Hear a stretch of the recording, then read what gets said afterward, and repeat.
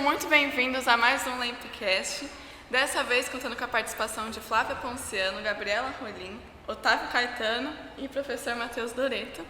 O tema de hoje é o do filme Interestelar e você pode acompanhar a gente pelo nosso TikTok, que é @Lampcast, pelo nosso Instagram, que é @Lampcast Sapucaia, e pelo nosso YouTube, que é Lampcast. E você pode mandar suas sugestões também no nosso e-mail, que é Lampcast Sapucaia. Enfim, vamos começar? Vamos Bora. começar? Tudo bem, então. Vamos conversar com as perguntas basiquinhas. Primeiro pra você, Otávio. Pra vocês. O que vocês mais gostaram do filme? Eu gostei da parte do filme, eu assisti esse filme 3 vezes, né? Então, sou um belo fã desse filme.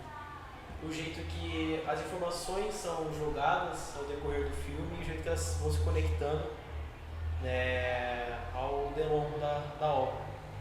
E pra você meio que perceber tudo e tal, você tem que assistir mais de uma vez, porque são vários pequenos detalhes que você fala, nossa, isso é isso e tal, e vai combinando, vai criando esse enredo. Eu acho muito interessante.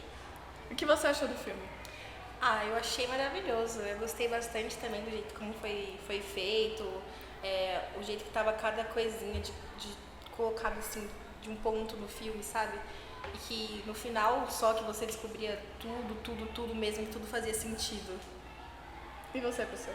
Bom, eu acredito que o mais marcante do filme seja o tempo, né? A duração dá um pouquinho de sono, mas para quem gosta do assunto de física é muito legal, vale super a pena.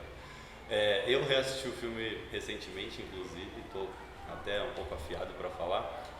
Uma das partes que eu acho mais legal do filme é a tentativa de representar, né, a comunicação entre os seres da quinta dimensão com nós, seres da terceira dimensão. Acho que a tentativa de representar essa comunicação no filme é muito bacana. E todas as outras representações, né, tanto as hipotéticas como do buraco de minhoca que tem no filme, quanto das que a gente já tem provas de que existe, que é o buraco negro. Tem alguma coisa assim que vocês gostariam de destacar em relação ao filme? Tipo, uma coisa que te marcou quando você assistiu? Definitivamente uma coisa que me marcou foi a música. A música? A música do filme. Porque no começo do filme tem uma trilha sonora icônica, né?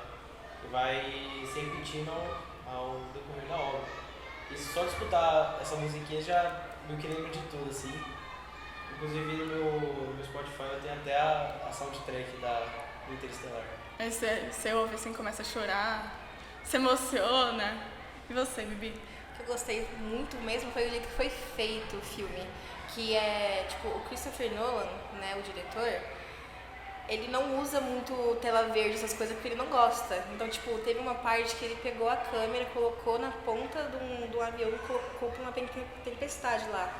Nossa, muito legal o jeito que foi feito, também a tempestade da areia, que eles colocaram um monte de avião. Nossa, muito legal, gostei muito.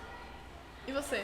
Bom, eu gosto que esse filme não foi feito, né, como uma ficção científica, mas sim como algo que tinha um trabalho técnico por trás, né? Então toda a arte feita foi baseada em conceitos físicos reais. Então eu acho que essa parte mais mágica do filme e o que encanta muita gente que assiste. Uhum. Vocês acham que o enredo, assim, em relação à história toda, completa, ele foi bem explorado? Muito bem explorado. Inclusive, que durante você está assistindo a obra, você tem que sentir várias emoções. O ódio, rancor, raiva, choro, tristeza, emoções. Foi o meu caso, né? Primeira vez que eu assisti, se eu não me engano, eu chorei 7 vezes. Meu Deus! Que o número bem grande. Mas, essa questão, basicamente. Eu acredito que seja um filme bem dramático, né? Eu diria, porque ele pega a teoria da relatividade, né, restrita e trabalha o conceito de distorção temporal com a família de uma pessoa. Então começa a se tornar bizarro, né? Acho que a parte mais emocionante do filme é o reencontro no final, né? Em que o pai vê a filha mais velha do que ele. Acho que isso é o ápice assim da dramaturgia do filme. Interessante, né? Isso. Tipo, usar a física pra causar esse tipo de emoção. essa emoção toda. E você, o que você achou? Achei maravilhoso, chorei muito também. Principalmente na parte, né, que tem a relação ali, que mostra a relação do pai com a filha. Nossa, chorei muito quando veio No meio do filme que tem as partes das mensagens. Nossa, desabei aqui naquela parte. O Otávio fez uma carinha ali. Tem alguma coisa que você quer falar sobre isso? Não, nada a dizer. O Otávio ele falou que ele chorou tanto. E ontem ele reassistiu. Posso te expor? Ele tirou uma foto e ele tava chorando muito assistindo o filme, tadinho. É seu filme favorito, Otávio? Definitivamente. Ele amou. Quer começar a parte da física já? Podemos, por mim. Vamos começar. Tem uma colinha aqui, porque as perguntas são meio extensas. Meu Deus. E agora a gente tem um físico para falar melhor sobre esse assunto. Tá preparado? Sim. Vamos começar pela 1, então. Como a teoria da relatividade de Einstein é representada no filme e quais são as interpretações corretas ou incorretas dessa teoria? Bom, sobre a teoria da relatividade, eu acredito que seja um tema muito bacana de falar, né? Acho que os nossos ouvintes são o pessoal do ensino fundamental e médio, talvez alguns até mais velhos. Todo mundo ouve essas teorias de relatividade ou física quântica e fala assim, ai meu Deus, que é uma coisa impossível, ninguém entende. Mas dá para explicar de uma maneira relativamente simples, né? Acho que um clichê, um exemplo clichê é o exemplo do paradoxo dos gêmeos. Acho que todo mundo já ouviu falar desse. Se não ouviu falar, posso contar agora. Basicamente consiste em gêmeos, né? Dois irmãos gêmeos, que um deles fica numa estação de trem e o outro entra para uma viagem de trem, só que esse trem não é um trem normal, é um trem especial, um trem totalmente preparado para viajar próximo da velocidade da luz, né? Na velocidade da luz não, mas próximo da velocidade da luz. E aí a distorção temporal que essa viagem numa alta velocidade causa faz com que no retorno dessa viagem um dos gêmeos esteja mais velho que o outro. Aquele que estava na viagem próxima à velocidade da luz está mais jovem do que aquele que ficou esperando na estação de trem. Esse é o exemplo clássico de como funciona a teoria da relatividade restrita, que basicamente a velocidade com que os corpos se deslocam vai influenciar no tempo passando para eles. E aí, explicando um pouco mais a fundo como funciona isso, porque assim, eu sei que quem ouve isso acha que não entendi nada. Por quê? Por que a velocidade vai influenciar no tempo passando? Bom, um dos postulados da física, da teoria da relatividade restrita, é de que a velocidade da luz, 3 vezes 10 oitava metros por segundo, são 300 mil quilômetros por segundo, é muita coisa. Deus. É uma constante, é uma coisa que não muda, é imutável, né? Tem até um exemplo bacana que dá para fazer, que é o seguinte: se você conseguisse, por exemplo, correr na velocidade da luz, O flash. e você ligasse uma lanterna, a luz que sai da lanterna Ia ficar atrás de você. não vai ter a velocidade da luz. Ponto. Simples assim. Você, a lanterna, a luz que sai da lanterna, todos teriam uma constante velocidade da luz, seria a mesma velocidade.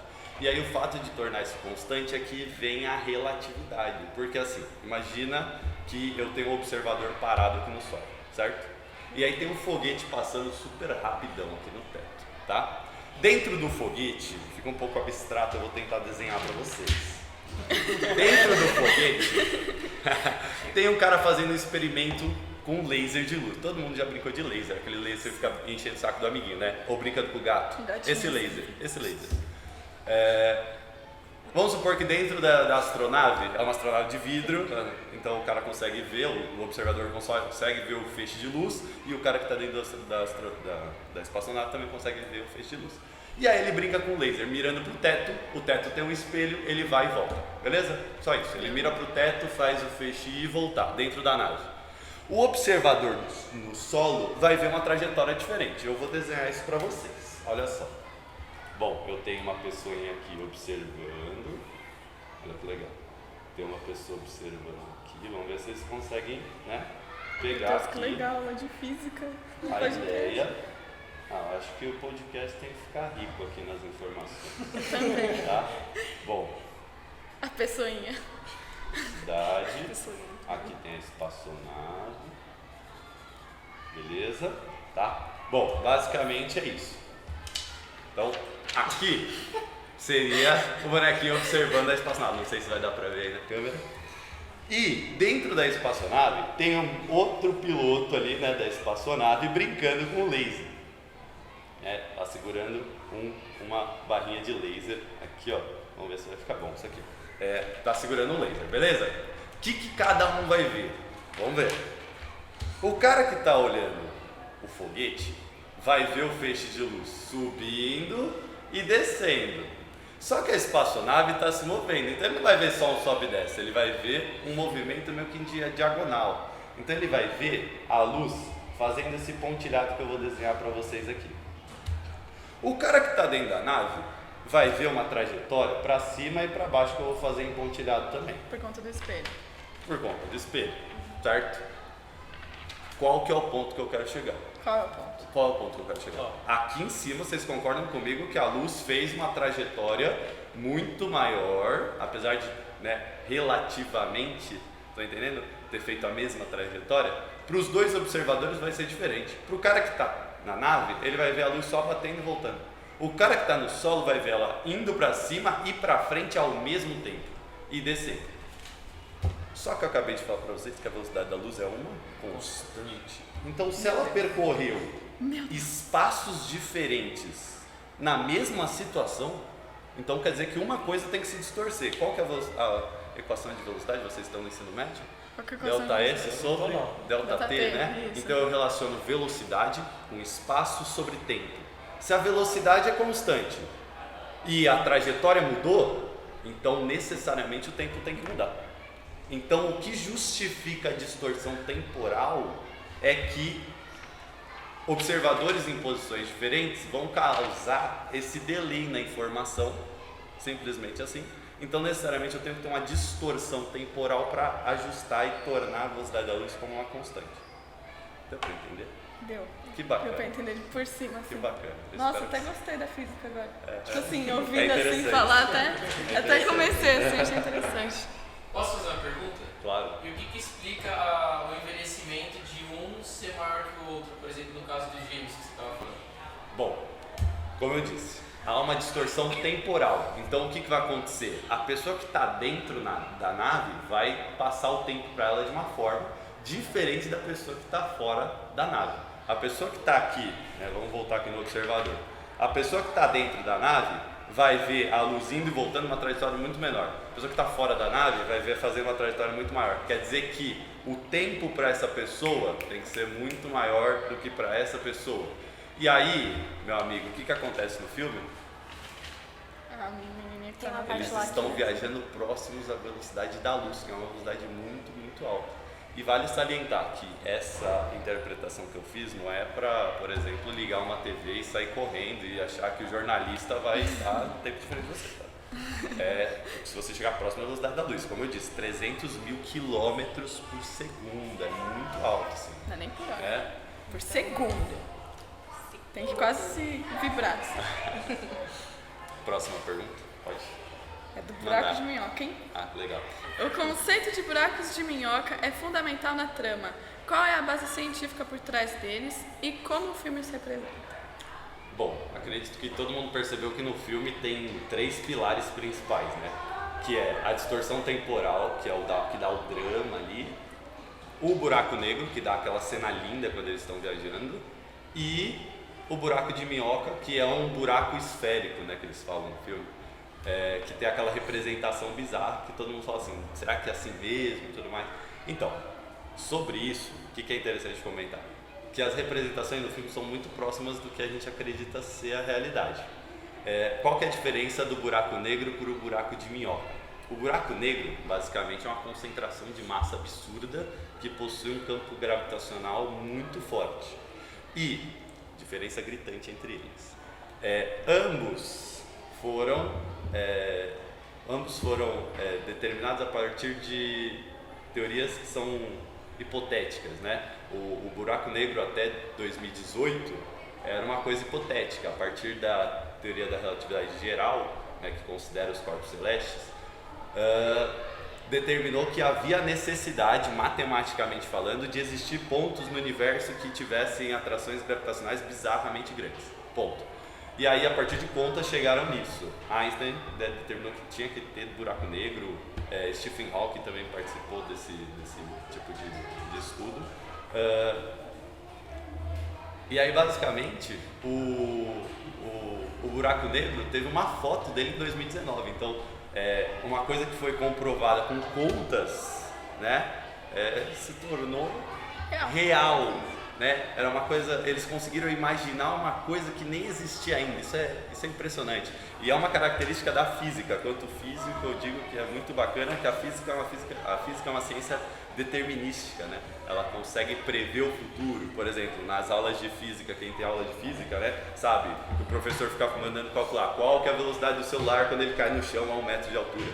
Você consegue determinar o que vai acontecer dali um tempo, isso é muito bacana. Então eles conseguiram prever a existência do buraco negro, assim como a necessidade de haver pontos no espaço que são interligados. Então, acho que o exemplo mais clássico é o da folha, vou usar minha folha de novo. Vamos supor que você quer viajar de um ponto a outro, eles fazem até isso no filme, para quem assistiu vai ficar mais legal ainda. Você quer viajar daqui até aqui, vou representar igualzinho no filme. Você quer viajar daqui até aqui, é mais fácil ir em linha reta? Não. Se você conseguir conectar essas duas partes, você cria uma conexão entre esse e esse ponto. E é basicamente essa ideia de buraco de minhoca, que surge também com a teoria da relatividade geral, a necessidade de haver esses pontos de distorção do espaço a ponto de você viajar de um ponto ao outro, passando por um túnel, entre aspas. Bem bacana. Teleporte, né? Tipo um teleporte. Passou ali, pronto, acabou. Dobrar o meio assim. Ai, gostei dessa Se fosse fácil dobrar o representação. universal bem, Oi? se fosse fácil dobrar o universal bem, É só isso. Fechava assim, Chegar em Marte assim. dobrou o universo e pronto. Passou pelo buraquinho. Vamos lá. A ideia de que o tempo é relativo em diferentes planetas é um tema importante. Como isso se relaciona com a relatividade do tempo da física? Acho que você explicou mais ou menos, né? Alguém quer comentar alguma coisa? Até agora. Alguma dúvida que tem? Que eu vou explicar. qual que é a diferença de relatividade geral e restrita? Bacana, boa pergunta. Eu sabia que ia surgir essa. É uma dúvida comum, né? Porque tem gente que fala de relatividade geral, relatividade restrita, como é, oh meu Deus do céu. Basicamente é o seguinte, a teoria mais aceita pela ciência é a teoria da relatividade restrita. E o que significa esse restrito? Significa que não considera a existência da distorção da gravidade pelos corpos celestes. Ele desconsidera os corpos celestes, é isso. Tá? Aí se você perguntar, e o que isso impacta na teoria da relatividade geral? É o que eu estava explicando para vocês. Quando eu falei de buraco negro e buraco de minhoca, eu estava falando de relatividade geral, que considera os corpos celestes. Quando eu falei só de teoria da relatividade restrita, eu estava falando só da distorção temporal. Então, uma foi para explicar apenas uma coisa, e a outra veio para explicar outras coisas. Porque a física de Newton não estava sendo suficiente na época para explicar tudo, né? O que acontece quando a gente chega, né, em situações extremas, como uma viagem próxima à velocidade da luz. É interessante salientar isso. Né? Não é que a física clássica de Newton, que você aprende no ensino médio de 300 anos atrás, caiu por terra, não é isso. O ponto é que, em algumas situações, a física de Newton não se aplica, entendeu? E nessas situações em específico, né? Que você está viajando com velocidades absurdamente altas ou está falando de corpos supermassivos. Tá.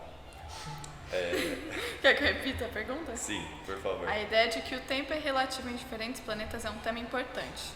Como isso se relaciona com a relatividade do tempo na física? Bom, então, primeiro eu respondi o Otávio, que falou qual que era a diferença das teorias. Agora, sobre a distorção de tempo, qual que é a ideia? Eu não sei se vocês já tiveram o conteúdo de leis de Kepler ainda, acho que vocês da primeira série não, mas vão ter. Que diz basicamente, né, o que acontece quando nossa Terra, né, acho que todo mundo sabe disso, a Terra, né, faz a translação em volta do Sol, né, só que não é uma velocidade qualquer que ela tem uma velocidade suficiente para não cair no Sol, né. Essa velocidade a gente chama de velocidade de órbita, velocidade orbital, né. Isso a gente usa no estudo para colocar satélites em órbita, por exemplo, né. Você tem que ter uma velocidade exata para que o satélite não caia na Terra e também nem saia a espaço afora. Tem que ser uma velocidade específica que faça com que ele fique girando infinitamente e não caia. Na verdade, ele fica caindo infinitamente. Bom, e aí o que acontece? O que influencia, né, essa velocidade? Diretamente influenciada pela gravidade. E o que é a gravidade? Segundo Newton, a gravidade ela é derivada das massas dos corpos. Então, quanto mais massivo o corpo, maior a capacidade dele atrair objetos com massa. O nosso Sol, ele é muito massivo, né, em relação à Terra, né? Você vê qualquer representação mais realística, você vai ver aquela bolota gigante e a Terrinha ali não nada. Qual que é a ideia? A ideia é o seguinte, que a gente tem uma atração gravitacional do Sol muito grande e a gente tem uma velocidade suficiente para não cair nele, então a gente fica orbitando. Só que eu estou falando de uma estrela anã, que é o nosso Sol. Imagina se a gente vai orbitar uma coisa maior, mais massiva. Mas assim, não mais massiva, muito mais massiva. Mas assim, muito. Eu estou falando de trilhões de sóis aglomerados numa única bola de massa, que é um buraco negro. São sóis e sóis lá dentro, tudo esmagado, com uma capacidade gravitacional absurda. O que vai acontecer com a velocidade para orbitar numa coisa dessa? Você vai ter que ter uma velocidade gigante. Por isso que aquele planeta, qual que é o nome do planeta mesmo? É o... Dr. Man? O primeiro que eles visitam. De Miller? Que é o Diabo. Miller. Isso. Planeta de Miller. Primeiro planeta de Miller, que tem as ondas lá, ele é afetado completamente pela gravidade do buraco negro. É esse que está orbitando o buraco negro, né? Que eles falam lá que 1 hora no planeta são 7 anos na Terra. É isso aí. Por que isso acontece? Porque o planeta está orbitando um buraco negro. Para ele não cair no buraco negro, né? Já ouviram falar que o buraco é negro porque a luz não escapa dele, não é? Então o planeta, para escapar dele, tem que estar, no mínimo, próximo da velocidade da luz para conseguir orbitar o buraco negro. E aí o que acontece? Quando eles descem para investigar esse planeta, eles também estão próximos da velocidade da luz. E aí isso explica essa relatividade, porque eu falei, né? Expliquei que quanto mais próxima a velocidade da luz, mais o tempo vai se distorcer. E aí eles conseguem calcular isso, inclusive alguns livros de física do ensino médio, tem alguns aprofundamentos, tem a distorção temporal, você consegue calcular o quanto é distorcido o tempo. Então no filme, basicamente quando eles estão no planeta, eles estão viajando próximo da velocidade da luz e aí eles têm essa conta de que uma hora lá naquele planeta, aí acontece o acidente e tudo mais, ficam 1 hora preso lá e aí perderam 7 anos de vida do filho, da filha aqui na Terra. Bem bacana. Se eu não me engano, no filme, eu acho que esse é o primeiro planeta a visitar, porque tava recebendo sinais, né? Só que pela demora que tinha de sair, parecia que era atual. E quando eles chegaram, tipo, se eu não me engano, tinha uns destroços, era como se ela tivesse batido tipo, há poucos minutos atrás. Se eu não me engano, tem alguma coisa assim no filme, posso estar errado. Mas tem uma coisa assim, que é muito interessante. Eu não me lembro dessa cena em específico, vou ficar devendo essa. Que ela vai pegar os destroços lá e ela acaba ficando presa, a mulher.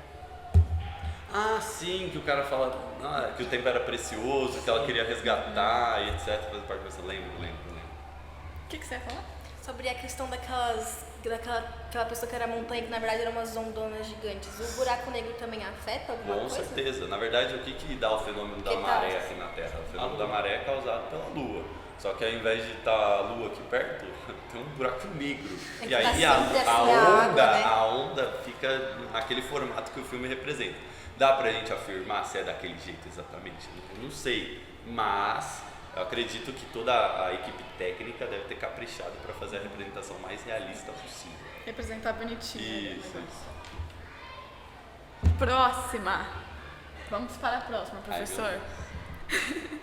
A ideia de que a humanidade deve buscar um novo lar em um planeta distante é um tema recorrente no filme. Quais são os desafios físicos e científicos disso? Perfeita pergunta. Eu acredito, assim, aqui no itinerário, né, formativo do Sapucaí, a gente está trabalhando com a ideia de viajar até Marte, né? É verdade. A viagem daqui da Terra até Marte são aproximadamente 7 meses, né? Aí a gente está falando de viagens muito maiores. É importante salientar, porque a gente fala de interestelar, eles estão viajando para um planeta lá Miller, por exemplo, mas que fica muito mais extenso. Eles tiveram que passar por um buraco de minhoca para chegar lá. Então, é importante explicar que a gente não está falando de uma viagem até Marte. Marte se torna perto, relativamente, se a gente for comparar as coisas. E os desafios maiores, principalmente a tecnologia, né? A gente não tem tecnologia suficiente para fazer esse tipo de viagem. A gente não conseguiria acelerar uma nave próxima à velocidade da luz ainda. Mas acredito que um dos problemas que ficam mais evidentes no filme, né, que eu acho que é o primeiro que eles usam como uma solução que já existe e não existe ainda, é o sono criogênico ou... Criogenia? É uma espécie de criogenia, mas não é criogenia, é algo que a NASA já está estudando, que se chama... Pera. Fugiu. Vou ficar parado para ele poder cortar depois. Se mexeram! Eu esqueci agora, calma, pera. Bom, continuando, vamos continuar? Ele vai cortar toda essa parte. Vamos. Tem um método que a NASA está estudando que é basicamente um coma induzido. Eu não estou lembrando agora o nome, é hipotermia. Tem um nome, é com hipotermia o nome. Que é basicamente assim: ele coloca o corpo dos astronautas com sedativos dentro da nave, que é basicamente o que tem mais próximo do filme. Com sedativos na nave, para ele entrar no sono profundo de metabolismo quase zero, então vai consumir pouca energia. E ele fica também resfriado para diminuir a atividade metabólica, né? Em biologia vocês aprendem que quanto mais aquecido, maior a atividade metabólica, quanto mais resfriado, por isso você coloca as comidas na geladeira para não estragar, para não ter proliferação de bactérias. Então o seu corpo funciona da mesma forma, você entra lá numa geladeira e aí você começa a consumir menos comida. E aí você vai entrar com coisa intravenosa, alimento intravenoso, tudo essas coisas, já tem teste na NASA sobre isso. Mas o coma induzido só dura no máximo, acho que a pessoa que sobreviveu, foi mantida dessa forma no máximo por 14 dias. Por quê? Por razões óbvias. O seu músculo vai embora, porque você não se mexe. Há uma degeneração dos ossos, porque você não está tomando sol para fixar cálcio. Então tem uma desmineralização dos seus ossos. Então assim, tem uma série de problemas. Você vai acordar daqui 14 dias? Vai acordar daqui 14 dias, mas você vai estar podre. E se tiver alguma complicação médica dentro da máquina, da nave, o que vai fazer? Vai acordar o médico que também está dormindo há 14 dias e está todo estragado? Não adianta, né? Então, assim, um dos problemas piores eu acredito que é durar todo esse tempo. Porque você vai fazer uma viagem muito longa, né? Vamos pensar em Marte, que é mais perto, não precisa nem ser o planeta de Miller, pode ser Marte. 7 meses dentro de uma nave, 7 meses sem sentir a gravidade de fato. 7 meses você vai atrofiando, você vai perdendo recursos, você vai ter que dormir para não consumir recursos. Porque eu não sei se vocês sabem, para você levar 1 quilo de comida custa bilhões de dólares, né? Estou falando um número arbitrário aqui, mas é algo do tipo. Então, qualquer coisa que você vai pôr a mais na nave é complicação. Então você tem que ir com o mínimo de recurso, manter os astronautas dormindo, sedados, sem perder massa, sem morrer durante a viagem, isso é muito importante, né? Acredito que esse é um dos desafios piores. E por fim, depois, né, que você encontrar um planeta saudável com todas as características aqui da Terra, você vai ter que levar tudo para lá, né? Então é complicado. Eu acredito que são muitas limitações. Dá para discutir bastante sobre isso. É muito tempo. Vocês querem colocar alguma atrofiando. coisa para gente discutir de problemas? Tem vários problemas. Tipo, por exemplo, a parte biológica do solo, né? Quem assistiu Perdido em Marte sabe que ele teve que fazer a compostagem com as próprias fezes, então levar material biológico para o planeta vai ser difícil, a atmosfera vai ser difícil, a gravidade para o corpo se acostumar vai ser difícil, a duração do dia no outro planeta vai ser difícil. Então tem N coisas, mas acho que esse do transporte, né, só de você conseguir durar na viagem uns 7 meses, acho que já seria um baita de um avanço. Já é uma batalha. Isso, já é uma batalha vencida. Viver em outro planeta já é um negócio... Exatamente, fica no campo das ideias por enquanto. Vamos para a última? Vamos. Como o filme aborda a questão da sobrevivência da humanidade num cenário de recursos escassos e mudanças ambientais extremas? Bom, acredito que uma das soluções, né, seria o que eu falei do sono, né? Só que isso seria voltado para a nave. Quando chegasse lá, você teria que fazer alguma coisa alguma agricultura de subsistência, né? Como falava, acho que antigamente, né? Que existia na história. Você plantar o que vai comer e é isso. Agora, como levar isso para lá? Como ter fonte de energia? Bom, a gente precisa de uma coisa muito pequena. A única forma de produzir energia de forma pequena seriam, por exemplo, reatores nucleares, né? Acredito que seja a melhor forma de você produzir energia em outro planeta. A primeira forma, né? Ah, mas professor, e energia eólica, energia solar? Bom, tudo isso também é interessante, né? Energia solar principalmente. Mas tem alguns problemas, né? Se a gente for pensar em Marte, por exemplo, vamos Depende pensar em muito Marte. do planeta, né? Exatamente, depende muito do planeta, das condições climáticas do outro planeta, das condições de relevo do outro planeta. É muito relativo. Mas para trazer uma discussão um pouco mais legal, vamos falar de Marte, por exemplo, que é o que está mais à tona hoje em dia. Em Marte a energia solar é bacana, só que ele fica mais distante do Sol, então os raios chegam lá, mas com menos intensidade. Outra coisa, é um planeta completamente cheio de poeira, então o painel solar fica lá um dia, bateu um ventinho e já está cheio de pó, né? Em Marte tem vento? Tem ventos muito fortes porque a amplitude térmica é muito grande, né? Acho que a máxima é de 20 graus Celsius, a mínima é de menos 85 graus Celsius. Então as massas de ar passam e fazem, né, aquelas tempestades de areia. Então poderia ter então energia eólica, mas para você construir uma energia eólica, um gerador eólico lá, você precisaria de um gerador eólico 10 vezes maior do que o nosso. E mais forte, né? Porque lá o ar é mais rarefeito, então para você conseguir captar toda essa energia dele, você precisa de uma coisa muito maior. Então assim, é complicado. Com a tecnologia que a gente tem hoje em dia, é difícil de pensar em algo, mas a gente está aí na pesquisa. Você acha que, assim, calma de formular a pergunta aqui, você acha que demoraria quantos anos pra gente ter uma tecnologia que conseguiria existir em Marte, por exemplo? Bom, levando em consideração que a tecnologia cresce de maneira exponencial, né? E a gente vê hoje em dia que cada semana surge uma coisa nova. Bom, aí bom, para levar a humanidade, uma pessoa para Marte. Você tá falando? Pode Uma ser. pessoa para Marte. Ó, Elon Musk já tem foguetes aí que durariam a viagem. Já está pensando ali com a SpaceX.